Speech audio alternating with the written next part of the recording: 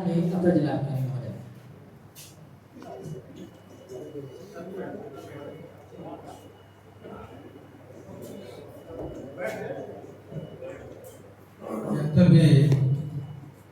आज़ादी के इस महोत्सव में उपस्थित आदरणीय जिलाधिकारी महोदय, डिप्टी कलेक्टर हरीश्चंद्र जी, कर्नल साहब, समस्त भूतपूर्व सैनिक, स्वतंत्रता संग्राम सेनानी के परिजन, समस्त कलेक्टेड एवं राजस्व परिवार एवं पत्रकार बंधु, सबसे पहले आप सभी लोगों को आज़ादी मुबारक हो। आज के दिन पता नहीं, मैं देख रहा हूँ चेहरे बड़े, राष्ट्रीय गान भी जब हो रहा था तो कोई उत्साह नहीं लग रहा था, ऐसा लग रहा था कि एक प्रक्रिया है पूरी करनी है। आज का दिन हम लोगों के लिए बड़ी खुशी का दिन है। आप लोग अपने बचपन को याद करिए एक बार के लिए बस। हम लोग जब छोटे छोटे होते थे तो 15 अगस्त के मायने नहीं जानते थे, लेकिन स्कूल में जो बूंदी मिलती थी, लड्डू मिलता था, उसी की एक खुशी होने लग जाती पहले दिन से ही। थोड़े से बड़े हुए तो जब एनसीसी में आए तब जाकर उसकी अहमियत, उस जज्बात को अपने अंदर से जगाया और उसके सही मायनों को समझा। जब मैं फौज में गया तो फौज में जाने के बाद इस चीज को और अपने एकदम चरम लेवल तक मैंने इस चीज को महसूस किया। जो कर्नल साहब बोल रहे थे कि राष्ट्रीय गान गाते समय आज भी गाते हैं तो रोंगटे खड़े होते हैं, सच में खड़े होते हैं, नो डाउट। देशभक्ति अगर कोई बात कहता है, कोई करता कहता है, सच में रोंगटे खड़े होते हैं।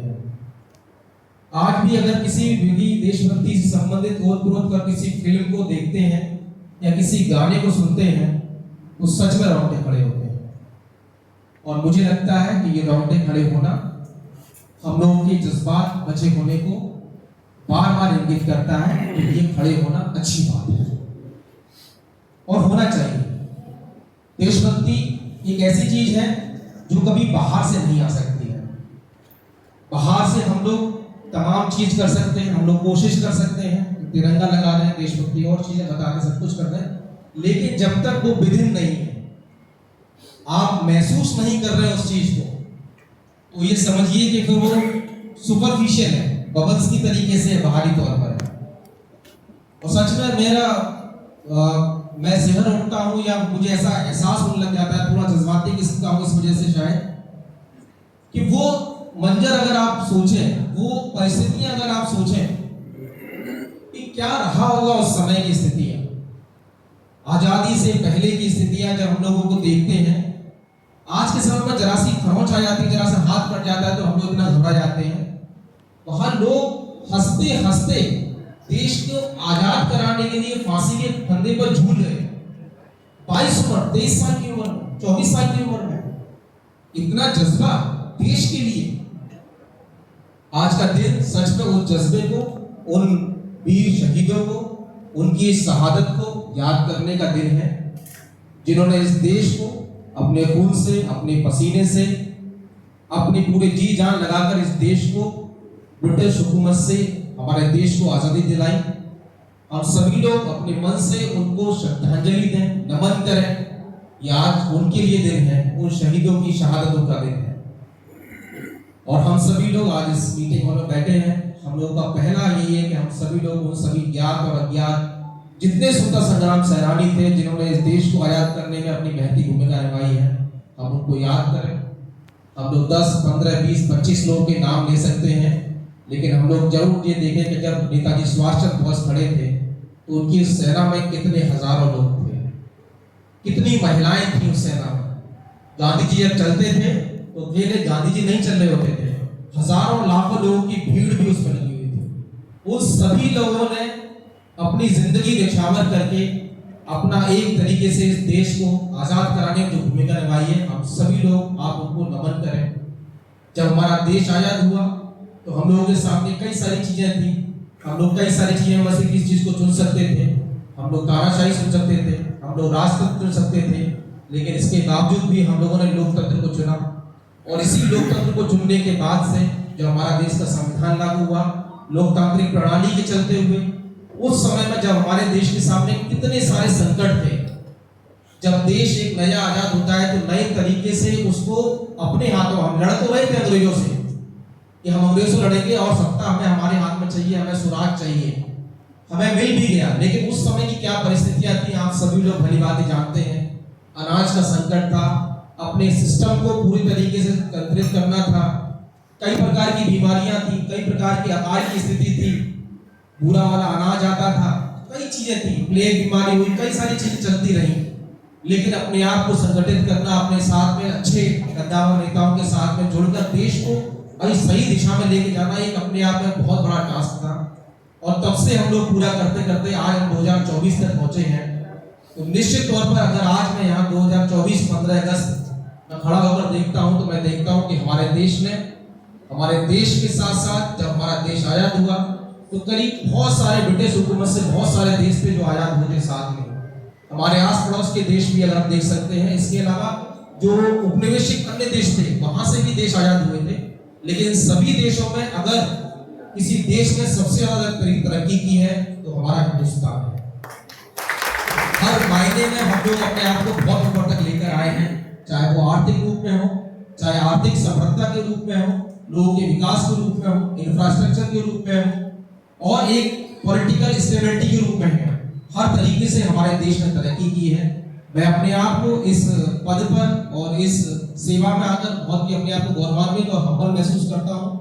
इस नौकरी के जरिए मुझे मौका मिला है कि अपने इस देश के जो भी हमारे लक्ष्य हैं, गोल हैं, उनको प्राप्त करने में मैं क्या अपनी भूमिका निभा सकता हूँ। मेरा आप सभी लोगों से इतना ही अनुरोध है कि जरूरी नहीं है कि हर एक आदमी को देश के बॉर्डर पर खड़ा होकर देश की रक्षा करनी है। हम देश के अंदर रहकर भी अपने देश को मजबूत बनाने में अपनी महती भूमिका निभा सकते हैं। हर एक आदमी की जिम्मेदारी है।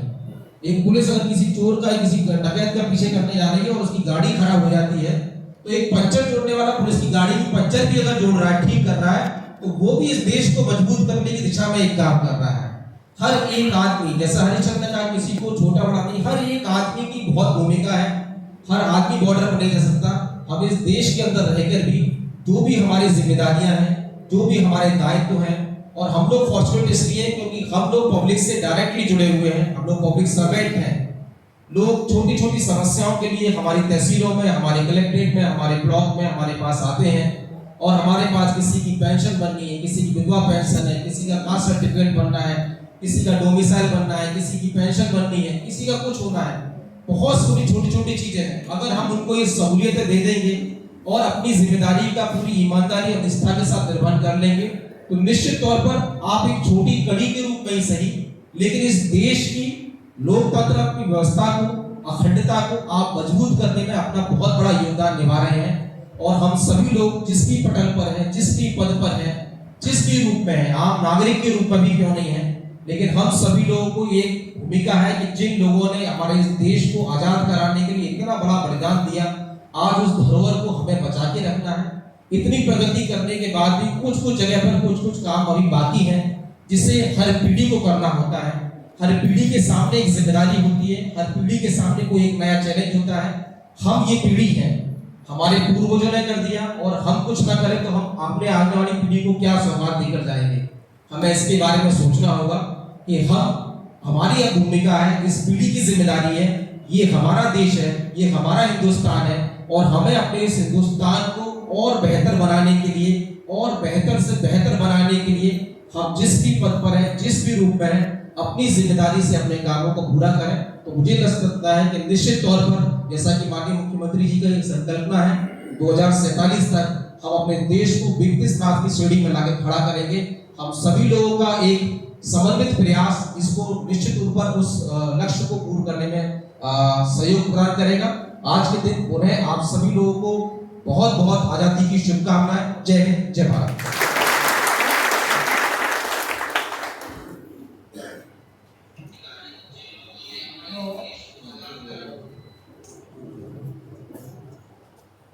एडीएम सर ने अभी एक बात को ध्यान दिला दिया।